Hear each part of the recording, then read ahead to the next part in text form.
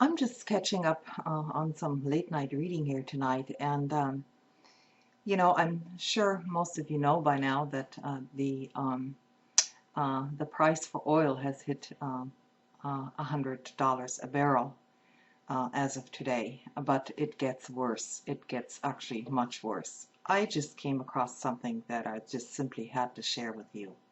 And most likely you're not going to find this on any American news channel or in your paper. Basically, um, the London Telegraph reported on Sunday, December the 23rd, that central bankers are quietly reviewing a 2004 U.S. Federal Reserve Bank study on how far the Fed powers can be extended in an emergency. The introduction to the study, the authors state, we examined the limits imposed by the Federal Reserve Act along two dimensions, those types of counterparties and financial instruments with which the Financial Reserve may conduct monetary policy. In doing so, we develop a theme not commonly pursued in the literature: the ways and extent to which the Federal Reserve Act limits the Federal Reserve from taking credit risk onto its balance sheet. Now, I'm by no means a financial expert, but this article sounds very serious to me because as it continues, the gist of the Telegraph article is that the world's central banks are running out of time to stop the collapse of credit and derivative markets before economies are pushed into depression. And I emphasize this word here, not recession, but we're talking about depression. The remaining window of time mentioned is about 2 months. The article includes some very notable quotes from various central bankers around the world.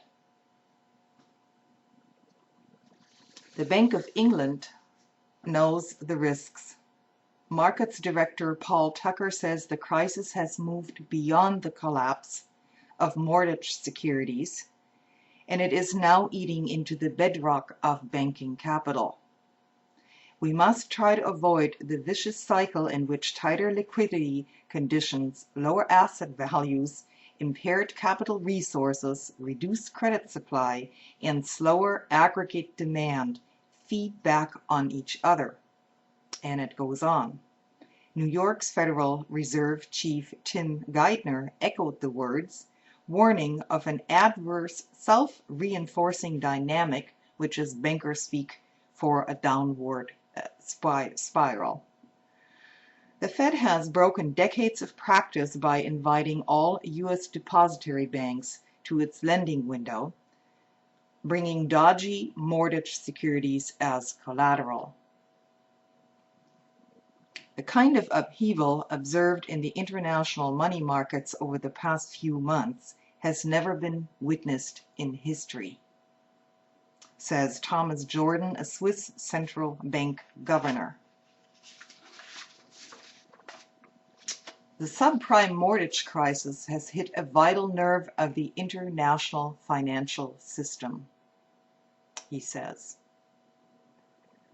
The Telegraph article is entitled, Crisis May Make 1929 Look Like a Walk in the Park. That's the news for tonight. I suggest, if you're interested, look up the entire article and go to the Telegraph. It's a London paper, Telegraph UK. Go to their website or try to Google the article by the name I just mentioned. Crisis may make 1929 look like a walk in the park. Good night.